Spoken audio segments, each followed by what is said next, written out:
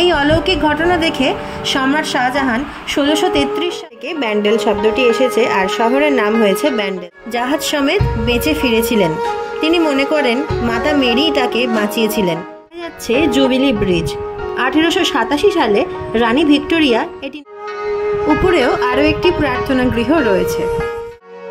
এখানকার আধ্যাত্মিক অনুভূতি একদম অন্য রকমের।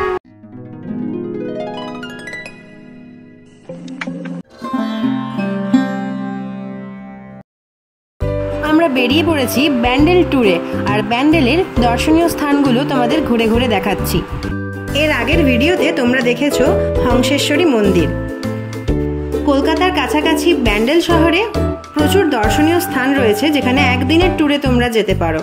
আর এই একদিনের সফরে তোমাদের স্মৃতিতে জমা হবে ঐতিহাসিক অনেক তথ্য।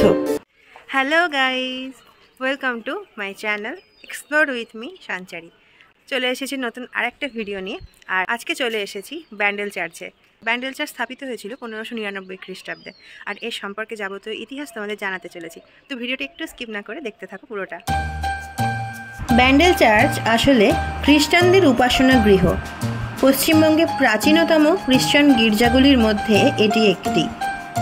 এই গির্জার পোশাকি নাম হলো the basilica of the holy rosary, our lady of the rosary, যার অর্থ হলো আমাদের প্রার্থনার দেবী।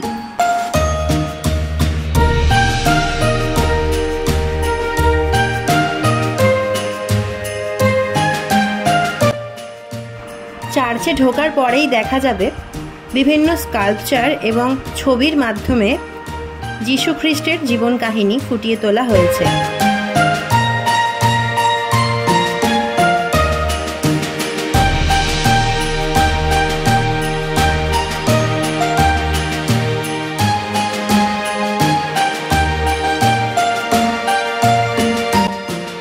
চার্চের এই মনোরম শান্ত পরিবেশ পর্যটকদের মনকে মুগ্ধ করে।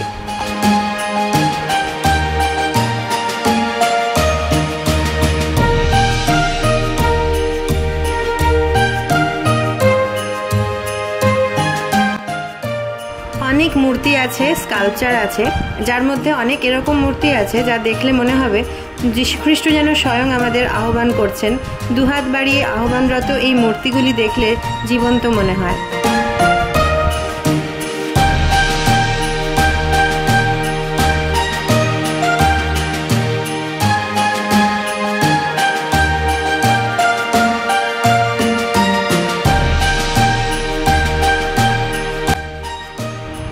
ব্যান্ডেল চার্চ দর্শনের সময় সকাল 8টা থেকে বিকেল 4:45 পর্যন্ত।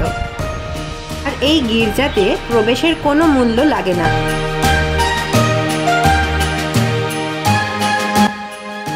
1660 খ্রিস্টাব্দ নাগাদ এই চার্চটি নির্মাণ করা হয়েছিল। মাতা মেরির প্রতি উৎসর্গিত এই গির্জা। 16 শতাব্দীর মধ্যভাগ থেকে পর্তুগিজরা ব্যান্ডেল শহরটিকে বন্দর হিসেবে ব্যবহার করতে শুরু করে। 1571 খ্রিস্টাব্দে তারা মুঘল সম্রাট আকবরের কাছ থেকে হুগলিতে একটি শহর নির্মাণের অনুমতি পায়।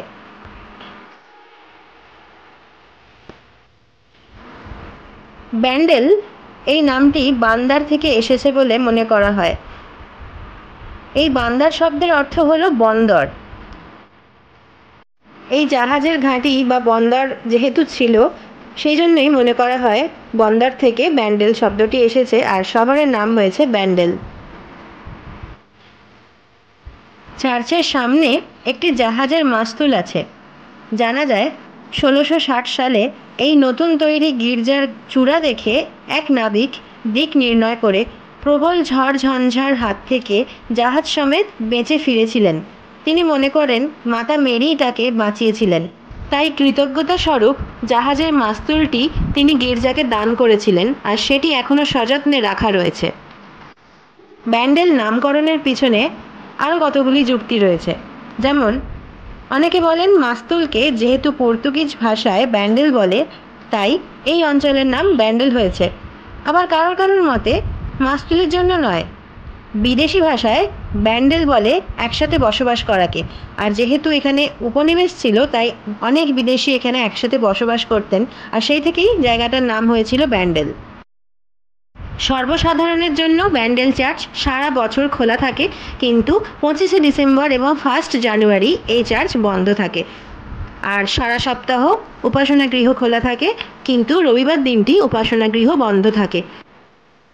চার্চের মূল দরজা দিয়ে প্রবেশ করার পর থেকেই দুই দিকের দেওয়ালে যীশুখ্রিস্টের জীবনের নানান কাহিনী লিখে রাখা রয়েছে, আর এই কাহিনীগুলি জীবনে চলার পথে আমাদের ভীষণ সাহায্য করে।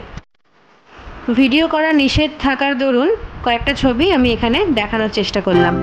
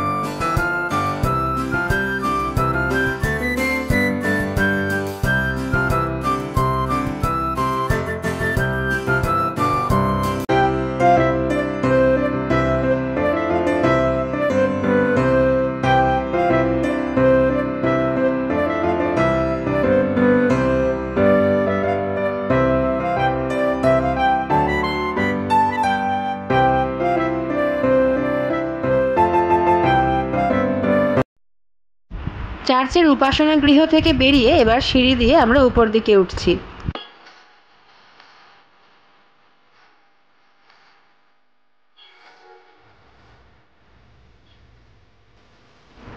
দূরে দেখা যাচ্ছে জুবিলি ব্রিজ।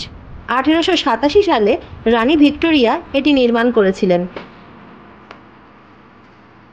সিঁড়ি দিয়ে ওপরে ওঠার পর ব্যান্ডেল চার্চের পুরো এলাকাটা খুব সুন্দর দেখতে লাগে। উপরেও আরও একটি প্রার্থনা গৃহ রয়েছে। ব্যান্ডেল চার্চের সঙ্গে সম্পর্কিত একটি অলৌকিক ঘটনার কথা তোমাদের সঙ্গে শেয়ার করে নিই। একবার মুঘল সম্রাট শাহজাহানের সঙ্গে পর্তুগিজদের যুদ্ধ শুরু হয়েছিল। বাংলার নদীপথে পর্তুগিজদের জলদস্যুবৃত্তি, দাস ব্যবসার উদ্দেশ্যে অপহরণ, মানুষ পাচার, বলপূর্বক ধর্মান্তকরণ ইত্যাদির কারণে বাংলার সর্বস্তরের মানুষের মধ্যে একটি জনরোষ তৈরি হয়েছিল। পর্তুগিজ এবং মুঘলদের যুদ্ধে পর্তুগিজরা চূড়ান্তভাবে পরাজিত হয়। এরপর মুঘলরা পর্তুগিজদের দুর্গ ভাঙচুর করে। পর্তুগিজ গভর্নর ও 5 জন পাদ্রীকে পুড়িয়ে মারা হয়। প্রবীণ পাদ্রী জোয়ান ডি ক্রুজ ও 4000-এরও বেশি পর্তুগিজকে মুঘল রাজধানী আগ্রায় ধরে নিয়ে যাওয়া হয়। এরপর ডে ক্রুজকে মৃত্যুদণ্ড দিয়ে মত্ত হাতির সামনে ফেলে দেওয়া হয়, কিন্তু হাতি ওই পাদ্রীকে হত্যা করার বদলে শুঁড়ে করে পিঠে বসিয়ে নেয়। এই অলৌকিক ঘটনা দেখে সম্রাট শাহজাহান 1633 সালে ব্যান্ডেলের 777 একর জমি পর্তুগিজদের দান করেন নিষ্কর জমি হিসেবে, আর এখানে তৈরি হয় নতুন এক গির্জা। সেই গির্জাই আজ ব্যান্ডেল চার্চ হিসেবে পরিচিত। এখানকার আধ্যাত্মিক অনুভূতি একদম অন্য রকমের। এই জায়গার যে শান্তি, সেটা এখানে না এলে বোঝা সম্ভব নয়। ঐতিহাসিক স্মৃতি বিজড়িত এই ব্যান্ডেল চার্চে একবার হলেও তোমরা ঘুরে এসো।